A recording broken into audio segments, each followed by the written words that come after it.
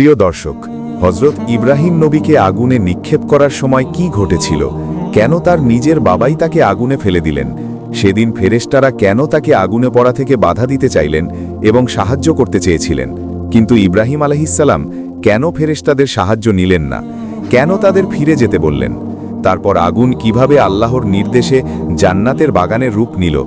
এছাড়াও আমরা আরও জানব ইব্রাহিম আলাইহিসসালাম কেন মূর্তিগুলো ভেঙেছিলেন, ভাঙার আগে তিনি মূর্তিগুলোর সাথে কি কি কথা বলেছিলেন। এই সব বিষয় নিয়েই থাকছে আজকের ভিডিও। তাহলে চলুন শুরু করি। হজরত ইব্রাহিম আলাইহিসসালাম ছিলেন আল্লাহ রাব্বুল আলামিনের একজন মহান ও মর্যাদাবান নবী। তিনি এই পৃথিবীতে প্রেরিত হয়েছেন মূর্তি পূজা নিঃশেষ করতে এবং মানব জীবনকে শিরকের অন্ধকার থেকে মুক্তি দেওয়ার লক্ষ্যে। কিন্তু হজরত ইব্রাহিম আলাইহিসসালামের পরিস্থিতি ছিল ভিন্ন। যখন তিনি দেখলেন যে তার পিতা আজর কুমার নিজেই মূর্তি তৈরি করে মূর্তি পূজা করছেন, এবং শুধু তাই নয়, তিনি তার বাড়িকে মূর্তি পূজার একটি বড় কেন্দ্র হিসেবে ব্যবহার করছেন এবং আশেপাশের মানুষ তার পিতার তৈরি মূর্তিগুলোকে পূজা করছে, যার মাধ্যমে তারা আল্লাহর সাথে শিরিক করছে। হজরত ইব্রাহিম আলাইহিসসালাম যখন এই দৃশ্যটি প্রত্যক্ষ করলেন, তখন তিনি নিজেকে আর সংযত রাখতে পারলেন না। তিনি মনে মনে ভাবলেন তার পিতাকে মূর্তি পূজার এই কুফরি থেকে রক্ষা করা জরুরি এবং তাকে একমাত্র আল্লাহ রাব্বুল আলামিনের ইবাদতের দিকে আহ্বান করবেন। ইব্রাহিম আলাইহিসসালাম তার পিতাকে মূর্তি পূজা থেকে রক্ষা করার জন্য কি কি উপদেশ দিয়েছিলেন এবং সেই উপদেশগুলো কিভাবে দিয়েছিলেন, মহান আল্লাহ রাব্বুল আলামিন সেই কথাগুলিকে সূরাতুল মরিয়মের 41 থেকে 48 নম্বর আয়াতে অত্যন্ত চমৎকারভাবে উল্লেখ করেছেন। আল্লাহ রাব্বুল আলামিন বলেন, হজরত ইব্রাহিম আলাইহিসসালাম তার সম্প্রদায় ও তার পিতাকে বললেন, তোমরা কিসের পূজা করছো? তারা বলল, আমরা মূর্তিসমূহের পূজা করছি এবং এদের নিকটে অনবরত নিষ্ঠার সাথে বসে থাকি। হজরত ইব্রাহিম আলাইহিসসালাম তখন তাদেরকে বললেন, যখন তোমরা তাদেরকে ডাকো, তারা কি তোমাদের কথা শোনে? তারা কি তোমাদের কোনো উপকার কিংবা ক্ষতি করতে পারে? তারা তখন বলল, না। অতঃপর তারা বলল, তবে আমরা আমাদের পূর্বপুরুষদেরকে এই কাজ করতে দেখে এসেছি। তখন হজরত ইব্রাহিম আলাইহিসসালাম বললেন, তোমরা কিভাবে দেখেছ? জেনে রাখো, তোমরা যাদের পূজা করো এবং তোমাদের পূর্বপুরুষ যাদের পূজা করে, এগুলো সব আমার শত্রু, একমাত্র আল্লাহ রাব্বুল আলামিন ব্যতীত, যিনি আমাকে সৃষ্টি করেছেন এবং তিনি আমাকে সৎ পথ প্রদর্শন করেছেন। তিনি আমাকে খাদ্য দান করেন এবং পানীয় দান করেন, এবং যখন আমি অসুস্থ হয়ে পড়ি তখন তিনি আমাকে সুস্থতা দান করেন। আর তিনিই সেই সত্তা যিনি আমাকে মৃত্যু দান করবেন, অতঃপর আবার জীবিত করবেন, এবং তার নিকটে আমি এই আশা রাখি যে আমার ত্রুটি বিচ্যুতিগুলো তিনি কিয়ামতের দিন ক্ষমা করে দেবেন। হে আমার প্রতিপালক, আপনি আমাকে প্রজ্ঞা দান করুন এবং আমাকে ধৈর্যশীলদের অন্তর্ভুক্ত করুন, আর পরবর্তী লোকদের মধ্যে আমার কথাবার্তা সত্য রাখুন। হে আমার প্রতিপালক, আমাকে জান্নাতুন নাইমের অংশে অন্তর্ভুক্ত করুন, আর আমার পিতাকে ক্ষমা করুন, তিনি পথভ্রষ্টদের মধ্যে রয়েছেন। আর যেই দিন সকলে পুনরায় জীবিত হয়ে উঠবে, সেই দিন আমাকে লজ্জিত করবেন না, যেদিন ধন সম্পদ এবং সন্তান সন্ততি কোনো উপকারে আসবে না। কিন্তু যে ব্যক্তি আল্লাহর দরবারে সুস্থ অন্তর নিয়ে আসবে, সেই ব্যক্তি সফলকাম হবে। হজরত ইব্রাহিম আলাইহিসসালাম তার সম্প্রদায়কে এত কথা বোঝানোর পরেও তারা তাকে উত্তর দিল, তুমি আমাদেরকে যতই উপদেশ দাও না কেন, আমরা কোনোদিন আমাদের পূর্বপুরুষদের করা মূর্তি পূজা ছেড়ে দিব না। এটা আমাদের রক্ত মাংসের সাথে মিশে গেছে। অতএব তুমি তোমার বৃথা চেষ্টা পরিবর্তন করো এবং আমাদেরকে আমাদের অবস্থার উপর ছেড়ে দাও। হজরত ইব্রাহিম আলাইহিসসালাম তার সম্প্রদায়ের এই কথা শুনে অনেক নিরাশ হয়ে পড়লেন। তখন তিনি যা বলেছিলেন, আল্লাহ রাব্বুল আলামিন সূরাতুল আম্বিয়ার ৭৯ নম্বর আয়াতে উল্লেখ করে বলেছেন, হজরত ইব্রাহিম আলাইহিসসালাম তার সম্প্রদায়ের কথা শুনে বললেন, আমি আমার চেহারা সেই প্রতিপালকের দিকে ফিরিয়ে নিলাম যিনি আসমান ও জমিন সৃষ্টি করেছেন, এবং আমি মুশরিকদের অন্তর্ভুক্ত নই। এরপর হজরত ইব্রাহিম আলাইহিসসালাম একা একা ভাবতে লাগলেন কিভাবে অবাধ্য সম্প্রদায়কে শিক্ষা দেয়া যায় এবং কিভাবে তাদেরকে বোঝানো যায় আসলে মূর্তিগুলোর কোনো ক্ষমতা নেই। অতঃপর তার মূর্খ সম্প্রদায়কে শিক্ষা দেওয়ার জন্য ইব্রাহিম আলাইহিসসালাম একটি পরিকল্পনা করলেন। আল্লাহ রাব্বুল আলামিন তার এই পরিকল্পনাকে সূরাতুল আম্বিয়ার ৫৭ নম্বর আয়াতে উল্লেখ করে বলেছেন। ইব্রাহিম আলাইহিসসালাম বললেন, এবং আল্লাহর শপথ, তোমরা পৃষ্ঠ প্রদর্শন করে চলে গেলে আমি তোমাদের মূর্তিদের অনিষ্ট করব।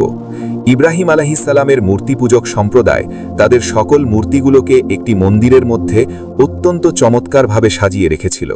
হজরত ইব্রাহিম আলাইহিসসালাম পরিকল্পনা করলেন, কোনোদিন যদি আমি সুযোগ পাই তাহলে মূর্তিগুলোকে ভেঙে চূর্ণ বিচূর্ণ করে দেব। কিন্তু অনেক দিন ধরে তিনি সেই সুযোগ পাচ্ছেন না। অতঃপর আল্লাহ রাব্বুল আলামিন তাকে সেই সুযোগ দান করলেন। ঘটনাটি ছিল এইরূপ। সেই যুগে হজরত ইব্রাহিম আলাইহিসসালামের সম্প্রদায় একটি মেলায় যেত। সেই মেলাটি বছরে একবার বসত। হজরত ইব্রাহিম আলাইহিসসালামের সম্প্রদায়ের লোকেরা তার কাছে এসে বলল, হে ইব্রাহিম, চলো তুমিও আমাদের সাথে মেলায় যাবে। তাদের প্রশ্নের জবাবে হজরত ইব্রাহিম আলাইহিসসালাম কি উত্তর দিয়েছিলেন? আল্লাহ রাব্বুল আলামিন সূরাতুস সাফফাতের ৮৮ এবং ৮৯ নম্বর আয়াতে চমৎকারভাবে তা উল্লেখ করেছেন। আল্লাহ রাব্বুল আলামিন বলেন, অতঃপর হজরত ইব্রাহিম আলাইহিসসালাম তারকাপুঞ্জের দিকে দৃষ্টি নিক্ষেপ করলেন এবং তিনি বললেন, আমি অসুস্থ। যখন তিনি তার সম্প্রদায়ের কাছে অসুস্থতার কথা বললেন, তখন তার সম্প্রদায় তার কাছ থেকে চলে গেল। প্রিয় দর্শক, অনেকের মনে হতে পারে হজরত ইব্রাহিম আলাইহিসসালাম তাদের কাছে মিথ্যা কথা বলেছিলেন, কিন্তু গভীর দৃষ্টিতে তাকালে ইব্রাহিম আলাইহিসসালামের এই কথাটি মিথ্যা ছিল না। কেননা বাস্তবে তার সম্প্রদায়ের এই করুণ অবস্থা দেখে তিনি মানসিকভাবে অত্যন্ত অসুস্থ ছিলেন। আর সেই মানসিক অসুস্থতার কথাই হজরত ইব্রাহিম আলাইহিসসালাম তার সম্প্রদায়ের কাছে ব্যক্ত করেছিলেন। অতঃপর যখন তার সম্প্রদায়ের লোকেরা সকলে মেলায় চলে গেল, তখন হজরত ইব্রাহিম আলাইহিসসালাম তার হাতে একটি কুঠার নিয়ে সেই মন্দিরে প্রবেশ করলেন। প্রবেশ করে তিনি দেখতে পেলেন অসংখ্য মূর্তি সাজানো রয়েছে, আর সেই মূর্তিগুলোর সামনে রাখা আছে হরেক রকমের খাবার। হজরত ইব্রাহিম আলাইহিসসালাম মূর্তিগুলোকে কি বলেছিলেন? আল্লাহ রাব্বুল আলামিন সেই কথাগুলোকে সূরা সাফফাতের ৯১ থেকে ৯৩ নম্বর আয়াতে অত্যন্ত চমৎকারভাবে উল্লেখ করেছেন। আল্লাহ রাব্বুল আলামিন বলেন, অতঃপর হজরত ইব্রাহিম আলাইহিসসালাম মূর্তিগুলোকে বলল, তোমরা খাচ্ছ না কেন? তোমাদের কি হলো? তোমরা কথা বলছো না কেন? অর্থাৎ আল্লাহ রাব্বুল আলামিন বোঝাতে চেয়েছেন, যখন হজরত ইব্রাহিম আলাইহিসসালাম দেখলেন মূর্তিগুলোর সামনে অনেকগুলো খাবার রাখা আছে, তিনি মূর্তিগুলোকে ব্যঙ্গ করে বললেন, ওহে মূর্তিরা, আমি তো শুনেছি তোমরা নাকি জীবিত মূর্তি। তাহলে তোমাদের সামনে এতগুলো সুন্দর সুন্দর খাবার রাখা আছে, তোমরা এই সুন্দর খাবারগুলো খাচ্ছ না কেন? তোমাদের সামনে রাখা খাবারগুলি খাও, এগুলি তো নষ্ট হয়ে যাচ্ছে। কি হলো, তোমরা নড়াচড়া করছো না কেন? আমি যে এতগুলো কথা তোমাদেরকে বলছি, তোমরা কথাগুলোর উত্তর দিচ্ছ না কেন? হজরত ইব্রাহিম আলাইহিসসালাম ভালো করে জানতেন এই মূর্তিগুলোর কোনো প্রাণ নেই এবং তাদের কথা বলার কোনো ক্ষমতা নেই, কিন্তু তিনি তাদের অসারতা প্রমাণ করার জন্য তাদের সামনে কথাগুলি বলেছিলেন। হজরত ইব্রাহিম আলাইহিসসালাম যখন দেখলেন মূর্তিগুলো খাবার খাচ্ছে না এবং তার কথার কোনো উত্তর দিচ্ছে না, তখন তিনি বললেন, ও আচ্ছা, তাহলে তোমরা আমার কথার কোনো উত্তর দিবে না? তবে এবার জেনে রেখো, আমি তোমাদের সকলকে চূর্ণ বিচূর্ণ করে দেব। আর আমি শুনেছি তোমরা নাকি মানুষকে বিপদ আপদ থেকে রক্ষা করো, কিন্তু হে মূর্তিগুলি, তোমরা জেনে রাখো কিছুক্ষণের মধ্যেই তোমাদের উপর নেমে আসবে এক মহাবিপদ। তোমাদের যদি ক্ষমতা থাকে তাহলে আমার হাত থেকে নিজেদেরকে রক্ষা করে দেখাও। অতঃপর হজরত ইব্রাহিম আলাইসাল্লাম সকল মূর্তিগুলোকে ভেঙে চূর্ণ বিচূর্ণ করে দিলেন। এরপর তিনি তার হাতের কুঠারটিকে বড় মূর্তিটির ঘাড়ে লটকিয়ে রাখলেন। অতঃপর তিনি সেই মূর্তি ঘর থেকে বিদায় গ্রহণ করলেন। আল্লাহ রাব্বুল আলামিন হজরত ইব্রাহিম আলাইসাল্লামের এই ঘটনাটি সূরাতুল আম্বিয়ার ৫৮ নম্বর আয়াতে উল্লেখ করে বলেছেন, অতঃপর তিনি মূর্তিগুলোকে চূর্ণ বিচূর্ণ করে দিলেন, তবে বড় মূর্তিটিকে ছাড়া, যাতে তার সম্প্রদায়ের লোকেরা তার কাছে প্রত্যাবর্তন করতে পারে। ইব্রাহিম আলাইসাল্লামের সম্প্রদায়ের লোকেরা যখন মেলা থেকে ফিরে এসে তাদের মূর্তি ঘরে প্রবেশ করল, তখন তারা তাদের মূর্তিগুলোর অবস্থা দেখে হতবাক হয়ে গেল। রাগে তারা কি করবে ভেবে পাচ্ছিল না। হজরত ইব্রাহিম আলাইসাল্লামের সম্প্রদায়ের তখনকার অবস্থা আল্লাহ রাব্বুল আলামিন সূরাতুল আম্বিয়ার ৫৯ থেকে ৬০ নম্বর আয়াতে অত্যন্ত চমৎকারভাবে উল্লেখ করেছেন। আল্লাহ রাব্বুল আলামিন বলেন, মূর্তিগুলোর অবস্থা দেখে তারা বলল, আমাদের মূর্তিগুলোর প্রতি এরূপ ব্যবহার কে করল? নিশ্চয়ই সে অত্যাচারীদের অন্তর্ভুক্ত। তখন কতিপয় লোক বলল, আমরা একজনকে তাদের ব্যাপারে বিরূপ মন্তব্য করতে শুনেছি, আর তাকে ইব্রাহিম বলা হয়ে থাকে। তখন তারা বলল, অতএব তাকে জনসম্মুখে উপস্থিত করা হবে, যেন তারা সাক্ষ্য প্রদান করতে পারে। এরপর হজরত ইব্রাহিম আলাইসাল্লামকে সেখানে ডেকে নিয়ে আসা হলো। ইব্রাহিম আলাইসাল্লাম তাদের কাছে আসার পর তারা তাকে জিজ্ঞেস করল, হে ইব্রাহিম, তুমি কি আমাদের ইলাহদের সাথে রূপাচরণ করেছ? তখন হজরত ইব্রাহিম আলাইসাল্লাম বললেন, এটা তাদের বড় মূর্তিটা করেছে, তোমরা তার কাছে জিজ্ঞেস করে দেখো যদি সে কথা বলতে পারে। হজরত ইব্রাহিম আলাইসাল্লামের এই কথা শুনে তার সম্প্রদায়ের লোকেরা একেবারে লাঞ্ছিত হয়ে গেল। তখন তারা তাদের মাথা নিচু করে বলল, হে ইব্রাহিম, তুমি ভালো করেই জানো যে এরা কথা বলতে পারে না। তখন হযরত ইব্রাহিম আলাইসাল্লাম বললেন, তবে কি তোমরা আল্লাহর পরিবর্তে এগুলোর উপাসনা করছো, যারা তোমাদের কোনো লাভ ক্ষতি সাধন করতে সক্ষমতা রাখে না? এবং আল্লাহর পরিবর্তে তোমরা যাদের উপাসনা করছো তাদেরকেও তবে কি তোমরা উপলব্ধি করছো না? কিন্তু আল্লাহ রাব্বুল আলামিন হযরত ইব্রাহিম আলাইসাল্লামের সম্প্রদায়ের ভাগ্যে হেদায়েত লিখে রাখেননি। তাদেরকে এত করে উপদেশ দেওয়ার পরেও এবং চাক্ষুষ প্রমাণ দেখানোর পরেও তারা হেদায়েতের পথে ফিরে আসলো না, বরং তারা হযরত ইব্রাহিম আলাইসাল্লামের ব্যাপারে উল্টো অ্যাকশন নেয়ার চিন্তা ভাবনা করতে লাগলো। তাই তারা মূর্তি ভাঙার এই ব্যাপারটি নমরুদের কাছ পর্যন্ত পৌঁছে দিল। তারা নমরুদের কাছে গিয়ে বলল, হুজুর, আপনি একটি ঘটনা জেনে অবাক হয়ে যাবেন। আমাদের সম্প্রদায়ের একজন যুবক, তার নাম ইব্রাহিম, সে আপনার খোদায়িত্ব অস্বীকার করে এবং আমাদের মূর্তিদের সাথে এমন আচরণ করেছে যা শুনলে আপনার রক্ত গরম হয়ে যাবে। আমাদের মন্দিরে রক্ষিত সকল মূর্তিগুলোকে সে ভেঙে চূর্ণ বিচূর্ণ করে দিয়েছে। অতএব আপনি এর একটি ব্যবস্থা গ্রহণ করুন। নমরুদ যখন তাদের কাছ থেকে এই সংবাদটি জানতে পারল, তখন নমরুদ হুকুম দিল, তোমরা ইব্রাহিমকে আমার সামনে উপস্থিত করো। অতঃপর হযরত ইব্রাহিম আলাইসাল্লামকে নমরুদের সামনে উপস্থিত করা হলো। যখন হযরত ইব্রাহিম আলাইসাল্লাম নমরুদের সামনে এসে দাঁড়ালো, তখন নমরুদ তাকে প্রশ্ন করল, হে যুবক, আমি শুনেছি তুমি নাকি আমাকে খোদা বলে স্বীকার করো না, এবং আমি আরও শুনেছি তুমি নাকি আমাদের মূর্তিদের সাথে অত্যন্ত অশোভনীয় আচরণ করেছ। আমি কি জানতে পারি তোমার এই ব্যবহারের কারণ কি, এবং তুমি কেন আমাকে খোদা বলে স্বীকার করো না? তখন হযরত ইব্রাহিম আলাইসাল্লাম বললেন, আমি তোমার মতো একজন সৃষ্টিকে খোদা বলে কোনোদিন স্বীকার করতে পারি না। আর তুমি যে পাথরের মূর্তিগুলোর কথা বলছো, আমি তাদেরকেও মাবুদ রূপে স্বীকার করতে পারি না, কেননা তাদের কোনো ক্ষমতা নেই। এই ব্যাপারটি প্রমাণ করার জন্য আমি তোমাদের মূর্তিগুলোকে ভেঙেছিলাম। আমার খোদা একমাত্র এই বিশ্ব চরাচরের সৃষ্টিকর্তা, যিনি তামাম মাখলুকের সৃষ্টিকর্তা, যিনি আসমান, জমিন, গ্রহ, তারা, চন্দ্র, নক্ষত্র সব কিছু সৃষ্টি করেছেন, এবং তিনি সৃষ্টি করেছেন তোমাকে আর আমাকে, যিনি কোনো পিতামাতার থেকে জন্মগ্রহণ করেননি এবং তিনি কাউকে জন্মদান করেননি। আর তুমি তো পিতামাতার থেকে জন্মগ্রহণ করেছ এবং তুমিও সন্তান জন্মদান করেছ। তুমি খাবার গ্রহণ করো, তুমি পানাহার করো, তোমার নিদ্রা ও বিশ্রামের দরকার হয়। কিন্তু যিনি আমার প্রতিপালক, তিনি কোনোদিন খাবার গ্রহণ করেন না, তিনি পানাহার করেন না, এবং তার নিদ্রা ও বিশ্রামের দরকার হয় না। হযরত ইব্রাহিম আলাইসাল্লামের এই নির্ভীক চিত্তে কথাগুলো শুনে নমরুদের দরবারের সকলেই বিস্ময়ে হতবাক হয়ে গেল। অতঃপর নমরুদ বলল, আমি ছাড়া যদি তোমাদের অন্য কোনো ইলাহ থাকে, তাহলে তুমি তার এমন কিছু গুণাবলী বর্ণনা করো যেগুলি আমার মাঝে নেই। নমরুদের এই কথা শুনে হযরত ইব্রাহিম আলাইসাল্লাম কি উত্তর দিয়েছিলেন, এই কথাগুলো আল্লাহ রাব্বুল আলামিন সূরাতুল বাকারার 258 নম্বর আয়াতে অত্যন্ত চমৎকারভাবে বর্ণনা করেছেন। হযরত ইব্রাহিম আলাইসাল্লাম তখন বলেছিলেন, তিনি আমার প্রতিপালক, যিনি জীবন এবং মৃত্যু দান করেন। ইব্রাহিম আলাইসাল্লামের এই কথা শুনে নমরুদ বলল, আমিও তো জীবন দান করতে পারি এবং মৃত্যু দান করতে পারি। এই বলে নমরুদ তার একজন নিরপরাধ প্রজাকে ধরে আনতে বলল। অতঃপর সে জল্লাদকে হুকুম দিল, তুমি এই লোকটির গর্দান উড়িয়ে দাও। নমরুদের হুকুমে জল্লাদ সাথে সাথে লোকটির গর্দান উড়িয়ে সেখানে তার প্রাণ সংহার করে ফেলল। এরপর নমরুদ তার কারাগার থেকে একজন ফাঁসির আসামিকে ডেকে নিয়ে আসলো। এরপর তাকে বলল, যাও, তোমাকে আমি মুক্ত করে দিলাম, তুমি আজ থেকে মুক্ত ও স্বাধীন। এই কাজ করার পর নমরুদ হযরত ইব্রাহিম আলাইসাল্লামকে বলল, দেখলে তো ইব্রাহিম, আমি চাইলে কাউকে জীবন দান করতে পারি, আর চাইলে কাউকে মৃত্যু দান করতে পারি। অতঃপর নমরুদ বলল, তোমার সেই প্রভুর থেকে আমি কোন দিক থেকে পিছিয়ে, বলো হে ইব্রাহিম। নমরুদের এই কর্মকাণ্ড দেখে হযরত ইব্রাহিম আলাইসাল্লাম বুঝতে পারলেন, এই ব্যক্তির চেয়ে নির্বোধ ও মূর্খ এই পৃথিবীর জমিনে আর কেউ নেই। প্রকৃতপক্ষে সে বুঝতে পারেনি জীবন এবং মৃত্যুর হাকিকাত কি। তাই হযরত ইব্রাহিম আলাইসাল্লাম তার সাথে এটা নিয়ে তর্ক না করে অন্য একটি যুক্তি তার সামনে উপস্থাপন করলেন। আল্লাহর নবী হযরত ইব্রাহিম আলাইসাল্লাম বললেন, আমার মহান প্রতিপালক প্রতিদিন সূর্যকে পূর্ব দিক থেকে উদিত করে। হে নমরুদ, তুমি যদি পারো এবং যদি তোমার শক্তি থাকে, তাহলে তুমি সেই সূর্যকে পশ্চিম দিক থেকে উদিত করে দেখাও।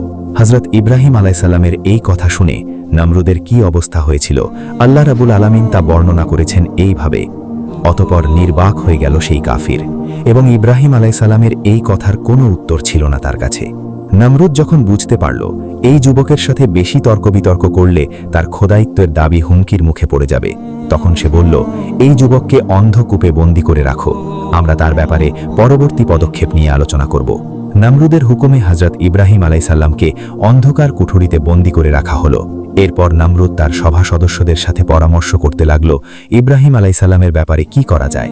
কিভাবে তাকে একটি দৃষ্টান্তমূলক শাস্তি দেয়া যায়। নমরুদের সভা সদস্যদের মধ্যে একজন বলল, বাদশাহ নমরুদ, আমরা তাকে কতাল করে ফেলি। কিন্তু এই প্রস্তাব এই নমরুদের কাছে পছন্দ হলো না। অপর একজন বলল, বাদশাহ নমরুদ, আমরা তাকে জনসম্মুখে অগ্নিকুণ্ডে প্রজ্বলিত করে হত্যা করি। এর মাধ্যমে সকলে একটি দৃষ্টান্তমূলক শিক্ষা গ্রহণ করবে, আর ভবিষ্যতে এই রকম গুরুতর অপরাধ করার সাহস কেউ করবে না। এই প্রস্তাবটি নমরুদের কাছে অত্যন্ত পছন্দনীয় হল। অতপর সে তার পূর্ণ রাজ্যে ঘোষণা করে দিল, তোমরা অগ্নিকুণ্ড প্রজ্বলিত করার জন্য কাঠ সংগ্রহ করো। নমরুদের হুকুমে তার রাজ্যের প্রজারা বিশাল একটি খোলা ময়দানে অগ্নিকুণ্ড প্রজ্বলিত করার জন্য কাঠ সংগ্রহ করতে থাকল। অনেক দিন যাবৎ কাঠ সংগ্রহের কাজ চলতে থাকল।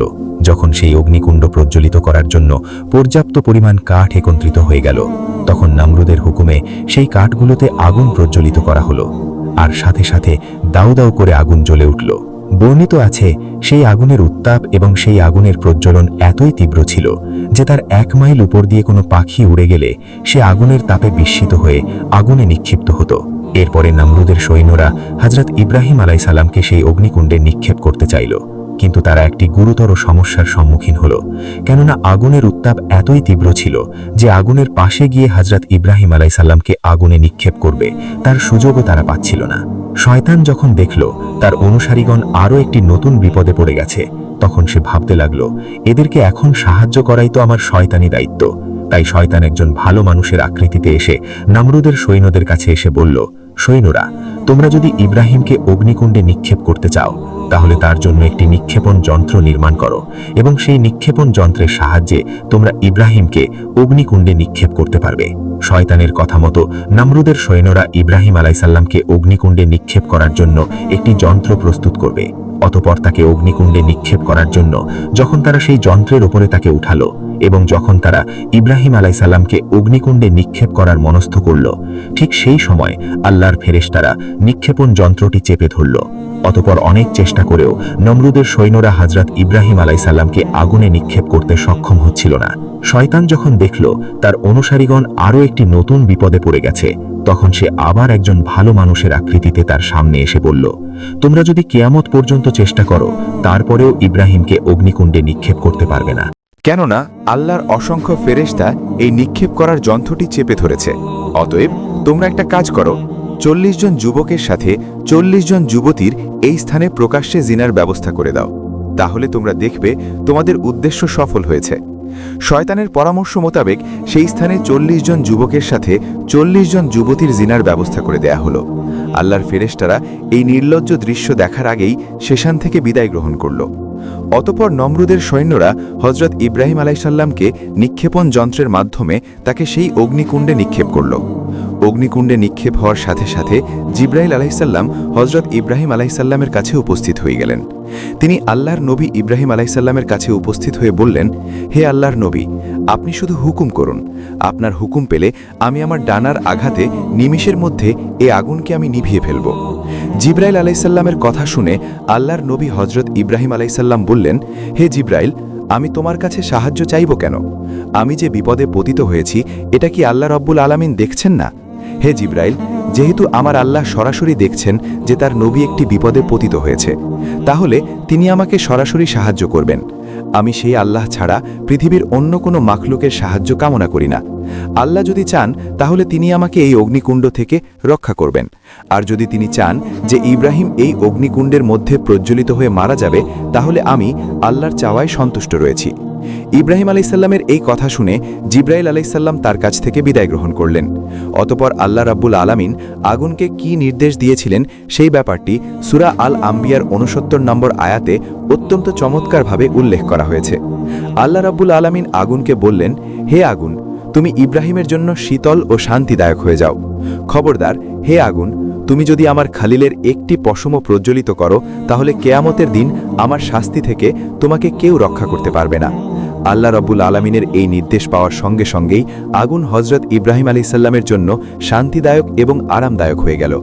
অতঃপর দেখা গেল মুহূর্তের মধ্যেই সেই আগুন বেহেশতের একটি সুন্দর বাগিচায় পরিণত হয়ে গেল। আল্লাহর নবী হজরত ইব্রাহিম আলাইসাল্লাম সেই বাগিচার মাঝে বসে বেহেশতের সুখ স্বাচ্ছন্দ্য ভোগ করতে লাগলেন। হজরত ইব্রাহিম আলাইসাল্লাম তার পরবর্তী জীবনে বলেছিলেন, আমি আমার জীবনের সবচাইতে সুখের যে দিনগুলি কাটিয়েছিলাম সেই দিনগুলি ছিল নমরুদের সেই অগ্নিকুণ্ডের ভিতরে। আমি সেই অগ্নিকুণ্ডে বেহেশতের স্বাদ আস্বাদন করেছিলাম। নমরুদ যখন দেখল হজরত ইব্রাহিম আলাইসাল্লামকে অগ্নি প্রজ্বলিত করলই না, বরং তার জন্য একটি বেহেশতের বাগান পরিণত হয়ে গেল, তখন সে চিন্তা করতে লাগল, হায়রে, এই ব্যাপারটি যদি সাধারণ মানুষ জানতে পারে তাহলে আমার কর্তৃত্ব হুমকির মুখে পড়ে যাবে। কাজেই নমরুদ তার দায়িত্ব রক্ষার জন্য পরবর্তী পদক্ষেপ কি নেওয়া যায় সেই ব্যাপারে চিন্তাভাবনা করতে লাগল। দর্শক, এই ছিল ইব্রাহিম আলাইসাল্লামকে অগ্নিকুণ্ডে নিক্ষেপের ঘটনা। আল্লাহ রাব্বুল আলামিন আমাদেরকে জাতির পিতা ইব্রাহিম আলাইসাল্লামের মতো মজবুত ঈমানের অধিকারী হওয়ার তৌফিক দান করুক। প্রিয় দর্শক, আজকের এই ঘটনাটি শুধু গল্প নয়, বরং একটি জীবন্ত শিক্ষা। চলুন আমরা সবাই আমাদের জীবনে এই শিক্ষাকে কাজে লাগাই। আল্লাহ যেন আমাদের আমল করার তৌফিক দেন। ভিডিওটি উপকারী মনে হলে লাইক দিন, শেয়ার করুন এবং আমাদের চ্যানেলটি সাবস্ক্রাইব করতে ভুলবেন না।